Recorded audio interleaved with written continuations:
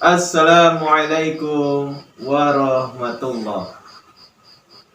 Asyhadu an la ilaha illallah wa asyhadu anna Muhammadan abduhu wa rasuluh. Amma ba'du. Fa'udzu billahi minasyaitonir rajim.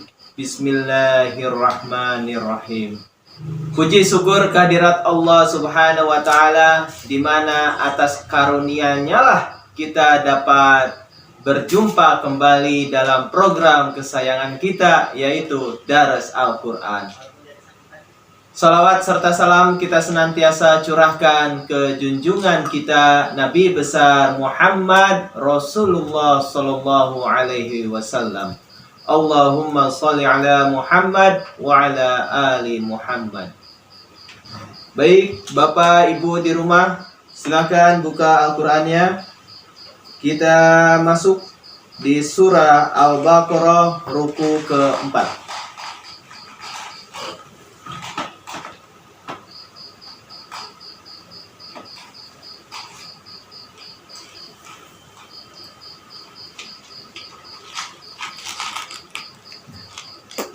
Ayat yang ke-31.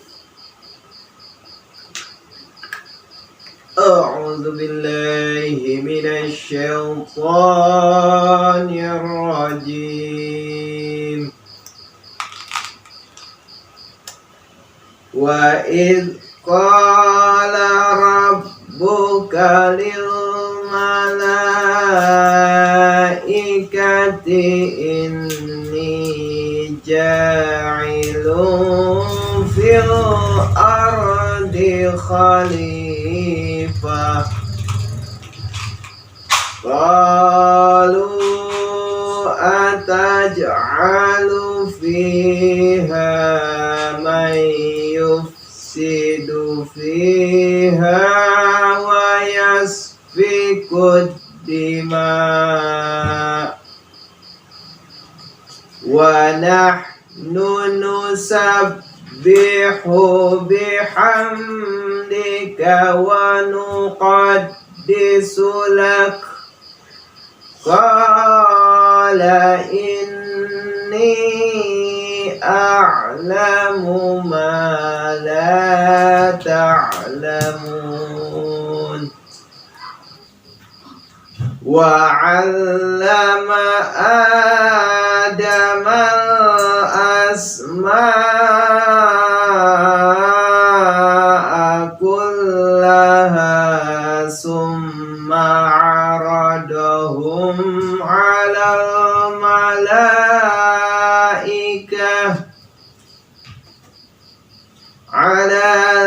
malaikati faqala anbi'uni bi asma'i haula'i in kuntum shadiqin. Qalu subhanaka la ilma lana illa ma 'allamtana innaka antal alimul hakim. Cukup ya 3 ayat untuk pertemuan kali ini. Kita masuk ke tajwidnya. Wa idz qa. Nah, di sana ada mad tabi'i alif. Kemudian rob ada siddah ya. Kemudian lil malaikah. Nah, ada mad wajib muttasil. In gunah ya. Ni mad tabi'i ya. Ja mad tabi'i alif. Ilum domah tain bertemu dengan fa. Itu merupakan ikhfa. Fil alif lam komariyah. Khalifah ada mad tabi'i ya. Kemudian ko mad tabi'i alif, lu mad jaiz munfasil, ataj qalqalah, fi mad tabi'i ya, ha mad tabi'i alif, may yufsidu, nun mati bertemu dengan ya, itu merupakan idgham bi gunnah, harus dengan dengung ya. Fi matobiya, ha matobi alif, yasfikud. Nah, itu ada alif lam syam syiyah. Dima mad wajib muttasil. Wa nahnu nusab. Nah, di sana ada qalqalah ya, qalqalah sugro. Kemudian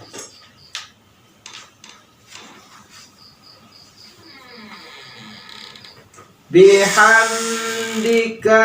Nah, ada hukum mim mati bertemu dengan dal, itu merupakan izhar syafawi. Wa nuqad, ada sidah ya. Qa matobi alif, inni gunnah, ni-nya mad jaiz munfasil, ma matobi alif, la matobi alif, ta'lamun mad arid li sukun ya. Selanjutnya wa'allama. Nah, di sana ada sidah, a mad badal, damal alif lam qamariyah, adamal asma mad wajib muttasil. Kulla ada sidah, ha matobi alif, summa gunnah, aradahum mim mati bertemu dengan ain, izhar syafawi. Alal alif lam qamariyah, mala mad wajib muttasil. Nah, bisa diperhatikan di sini ada tanda waqaf lam alif ya, kecil. Itu tandanya dilarang berhenti di sana. Tetapi apabila berhenti maka harus diulang ya. Faqa matobi alif, ambiu. Nah, di sini ada hukum nun mati bertemu dengan ba ya. Itu termasuk iklab ya. U matobi wau, ni matobiya bi asma mad wajib muttasil. Kemudian iha'u mad wajib muttasil, la mad jaiz munfasil, in kuntum nun mati bertemu dengan kaf, ikhfa. Nun mati bertemu dengan ta, ikhfa juga ya. Kuntum, in kuntum. Jadi jangan malah dibacanya in kuntum. Nah, itu kurang tepat ya. Tum mim mati bertemu dengan shad, itu merupakan izhar syafawi. Sha mad tabi'i, kin mad arid li sukun.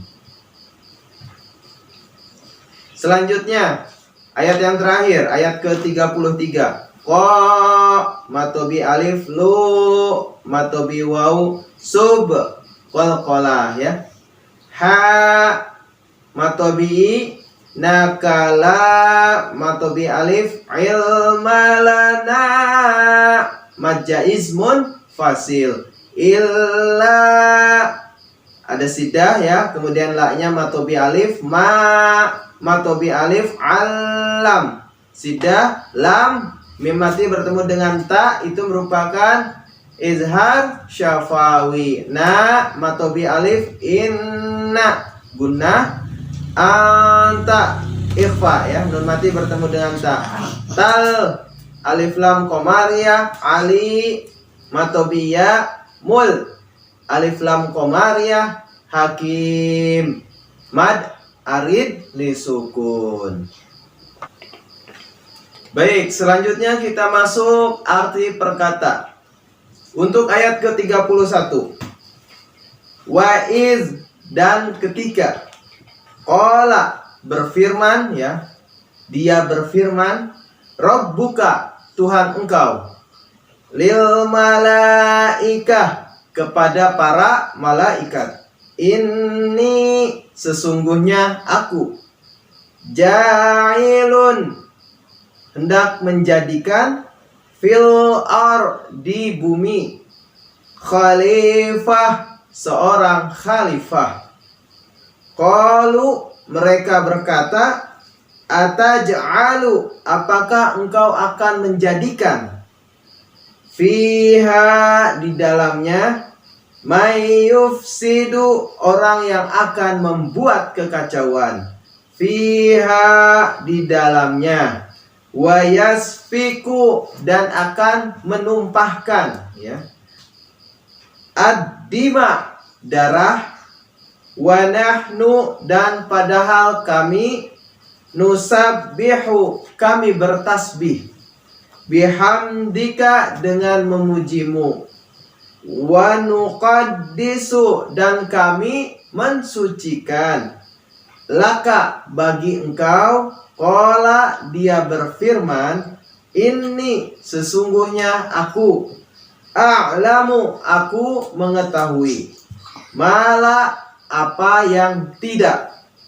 ta'lamun, kamu ketahui. Selanjutnya, wa'allama, dan dia mengajarkan, Adam, al-asma, nama-nama, kullaha, semuanya, summa, kemudian, aradahum, dia mengemukakannya, alal malaikah, kepada para malaikat, faqala, dia berfirman atau dia berkata, ambiuni, beritahukanlah kepadaku, bi asma'i, dengan nama-nama, haulai, semua ini, in kuntum, jika kamu adalah shadiqin, yang benar. Arti perkata ayat yang terakhir 33. Qalu, mereka berkata, subhanaka, maha suci engkau, la ilma, tidak ada ilmu, lana, bagi kami, illa, kecuali, ma, apa yang, alamtana, engkau ajarkan kepada kami, innaka, sesungguhnya engkau, anta, engkau, al-alimu, maha mengetahui, al-hakim, maha bijaksana. Baik, selanjutnya terjemah selengkapnya dan juga tafsirnya. Untuk ayat 31. Dan ingatlah ketika Tuhan engkau berfirman kepada para malaikat, sesungguhnya aku hendak menjadikan seorang khalifah di bumi. Mereka berkata, apakah engkau akan menjadikan di bumi orang yang akan membuat kerusakan dan akan menumpahkan darah di dalamnya? Padahal kami bertasbih dengan pujian engkau dan kami mensucikan engkau. Dia berfirman, sesungguhnya aku mengetahui apa yang tidak kamu ketahui. Tafsir di qala. Qala adalah perkataan bahasa Arab yang lazim dan berarti ia berkata, tetapi kadang-kadang dipakai dalam arti kiasan bila yang dimaksudkannya bukan pernyataan kata kerja, melainkan keadaan yang sesuai dengan arti kata kerja itu. Ungkapan imtala'al haudu wa qala qatni, kolam itu menjadi penuh dan ia berkata, aku sudah penuh. Tidak berarti bahwa kolam itu benar-benar berkata demikian, hanya keadaannya mengandung arti bahwa kolam itu sudah penuh.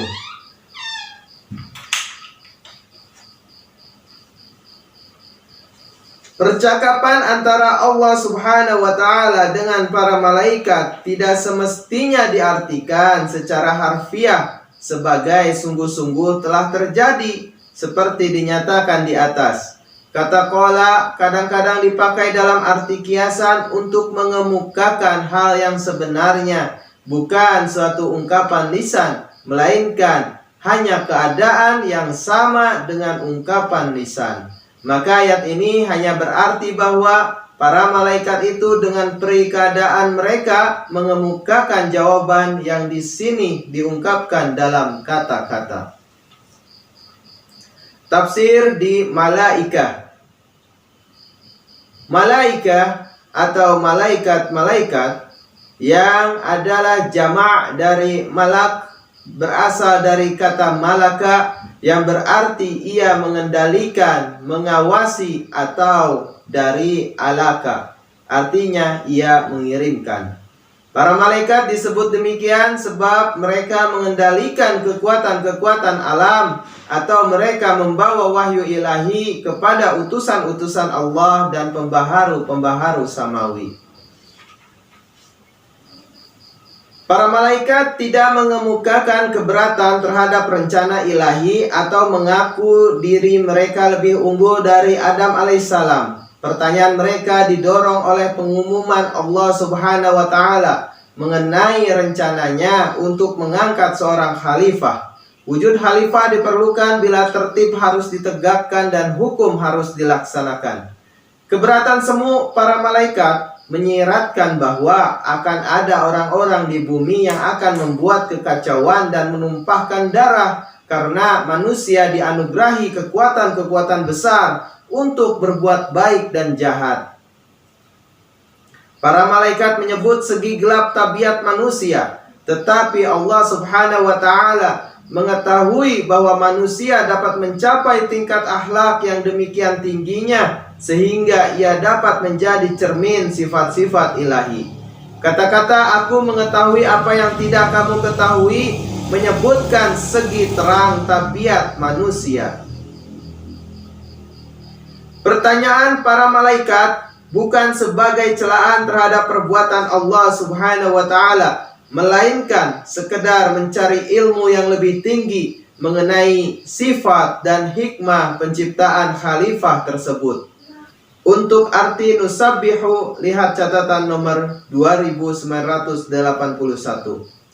Sementara tasbih, memuji, dipakai bertalian dengan sifat-sifat, maka takdis, menyanjung kekudusan Allah Subhanahu wa Ta'ala, dipergunakan sehubungan dengan tindakan-tindakannya.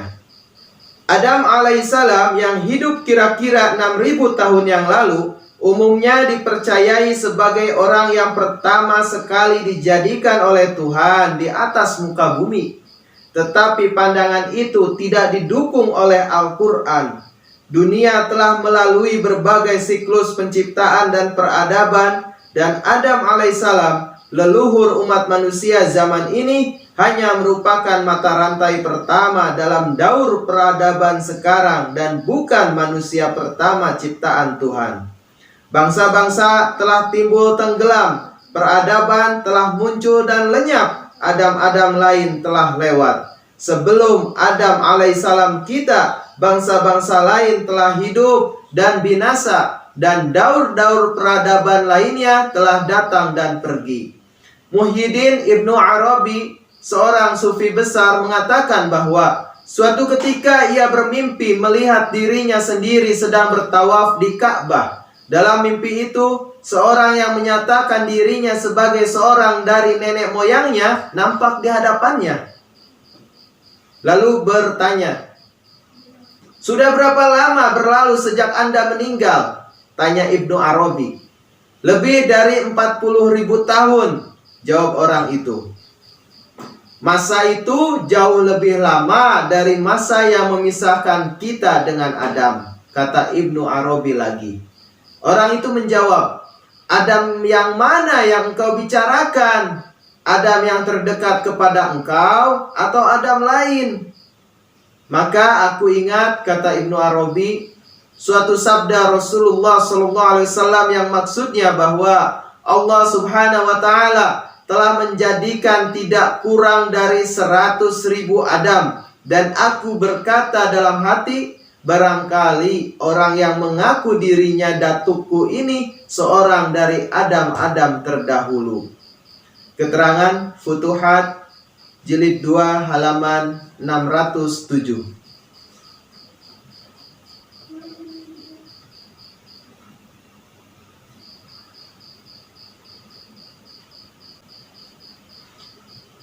Tidak dikatakan bahwa keturunan yang hidup sebelum Adam alaihissalam seluruhnya telah lenyap. Sebelum ia dilahirkan, mungkin sekali ketika itu masih ada sedikit sisa yang tertinggal dari keturunan purba itu. Dan Adam alaihissalam itu seorang dari antara mereka. Kemudian Allah Subhanahu wa Ta'ala memilih beliau menjadi leluhur keturunan baru dan pelopor serta pembuka jalan peradaban baru. Dijadikan seakan-akan dari yang telah mati, beliau melambangkan terbitnya fajar zaman kehidupan baru. Karena khalifah berarti penerus, maka jelas sekali manusia telah ada hidup di bumi ini sebelum Adam alaihissalam yang menggantikan mereka. Dan kita tak dapat mengatakan misalnya apakah penduduk asli Amerika, Australia dan sebagainya itu keturunan Adam alaihissalam terakhir ini atau dari Adam lain yang telah lewat sebelumnya. Telah banyak dibicarakan mengenai tempat kelahiran Adam alaihissalam atau di mana ia diangkat sebagai muslih atau pembaharu. Pandangan umum menyebutkan bahwa ia ditempatkan di suatu tempat di surga, namun kemudian diusir dari situ. Lalu ditempatkan di suatu tempat di dunia, tetapi kata-kata di bumi menyangkal pandangan itu. Dan secara pasti mengemukakan bahwa Adam alaihissalam hidup di bumi, dan di bumi pula ia diangkat sebagai pembaharu atau nabi. Sangat besar kemungkinan bahwa untuk pertama kali ia tinggal di Irak, tetapi kemudian diperintahkan berhijrah ke suatu negeri tetangga. Lihat pula edisi besar tafsir bahasa Inggris pada ayat ini. Kata semua di sini tidak meliputi keseluruhan secara mutlak. Kata itu hanya berarti semua yang perlu. Al-Quran memakai kata itu dalam arti ini juga di tempat lain. Keterangan surah ke-6 ayat 45, surah ke-27 ayat 17 dan 24, surah ke-28 ayat ke-58. Tafsir Al-Asma. Asma itu jamak dari ism yang berarti nama atau sifat. Ciri atau tanda sesuatu. Keterangan len dan mufradat. Para ahli tafsir berbeda paham mengenai apa yang dimaksudkan dengan kata asma atau nama-nama di sini. Sebagian orang berpendapat bahwa Allah Subhanahu wa Ta'ala mengajar Adam alaihissalam nama berbagai barang dan benda, yaitu Allah Subhanahu wa Ta'ala mengajar ia dasar-dasar bahasa. Tidak diragukan bahwa orang memerlukan bahasa untuk menjadi beradab, dan Allah Subhanahu wa Ta'ala tentu telah mengajari Adam alaihissalam dasar-dasarnya. Tetapi dalam konteks ini Al-Quran menunjukkan bahwa ada asma atau nama atau sifat yang harus dipelajari manusia untuk penyempurnaan akhlaknya. Nama-nama itu disinggung dalam surah ke-7 ayat 181. Ini menunjukkan bahwa orang tidak dapat meraih makrifat ilahi tanpa tanggapan dan pengertian yang tepat tentang sifat-sifat Allah Subhanahu wa Ta'ala. Dan bahwa sifat-sifat itu hanya dapat diajarkan oleh Allah Subhanahu wa Ta'ala. Maka sangat perlu bahwa Allah Subhanahu wa Ta'ala mula-mula memberi Adam atau manusia ilmu tentang sifat-sifat Allah Subhanahu wa Ta'ala, supaya ia mengetahui dan mengenal dan mencapai kedekatan kepadanya dan jangan melantur jauh darinya. Menurut Al-Quran, manusia berbeda dari malaikat dalam hal bahwa manusia dapat menjadi bayangan atau pantulan dari Asmaul Husna, yaitu semua sifat Tuhan yang sempurna, sedang para malaikat hanya sedikit saja mencerminkan sifat-sifat itu. Para malaikat tidak punya kehendak sendiri, tetapi secara pasif menjalankan tugas yang telah diserahkan kepadanya oleh Yang Maha Kuasa. Surah ke-66 ayat 7. Sebaliknya, manusia yang dianugerahi kemauan dan kebebasan memilih berbeda dengan para malaikat dalam hal bahwa manusia mempunyai kemampuan yang menjadikan dia penjelmaan sempurna semua sifat ilahi. Pendek kata, ayat ini menunjukkan bahwa Allah Subhanahu wa Ta'ala mula-mula menanamkan pada Adam alaihissalam kemauan yang bebas dan kemampuan yang diperlukan untuk memahami berbagai sifat ilahi, dan kemudian memberikan ilmu tentang sifat-sifat itu kepadanya. Asma dapat berarti pula sifat-sifat berbagai benda alam, karena manusia harus mempergunakan kekuatan-kekuatan alam. Allah Subhanahu wa Ta'ala menganugerahkan kepadanya kemampuan dan kekuasaan untuk mengetahui sifat-sifat dan khasiat-khasiatnya. Tafsir di Summa Aradahum. Kata pengganti hum atau mereka menunjukkan bahwa apa-apa yang disebut di sini bukan benda-benda tak bernyawa, sebab dalam bahasa Arab kata pengganti dalam bentuk ini hanya dipakai untuk wujud-wujud berakal saja. Jadi arti ungkapan itu akan berarti bahwa Allah Subhanahu wa Ta'ala menganugerahkan kepada para malaikat kemampuan melihat siapa yang menonjol ketakwaannya dari antara keturunan Adam alaihissalam yang akan menjadi penjelmaan sifat-sifat ilahi kelak kemudian hari. Kemudian para malaikat ditanya apakah mereka sendiri dapat menjelmakan sifat-sifat ilahi seperti mereka itu. Atas pertanyaan itu mereka menyatakan ketidakmampuan. Itulah yang dimaksud dengan kata-kata beritahukanlah kepadaku nama-nama ini yang tercantum pada ayat ini.